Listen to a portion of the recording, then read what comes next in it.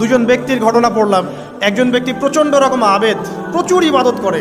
আপনারা জানেন ইবলিসও কিন্তু আবেদ ছিল, ইবলিস কিন্তু প্রচুর ইবাদত করেছে।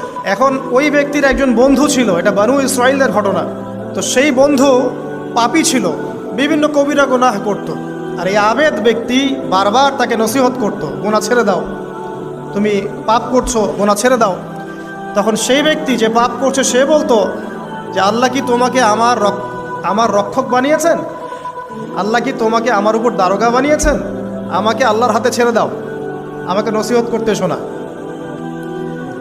একদিন এই আবেদ ব্যক্তি তার বন্ধুকে একটা জঘন্য পাপ করতে দেখল, এমন একটা পাপ যেটা দেখে তার মনে ধারণা আসলো এটা চরম জঘন্য একটা কাজ। তখন সে মুখ ফসকে বলে ফেলল যে আল্লাহ তোকে আর মাফ করবে না, আল্লাহ তোকে জান্নাত দিবে না।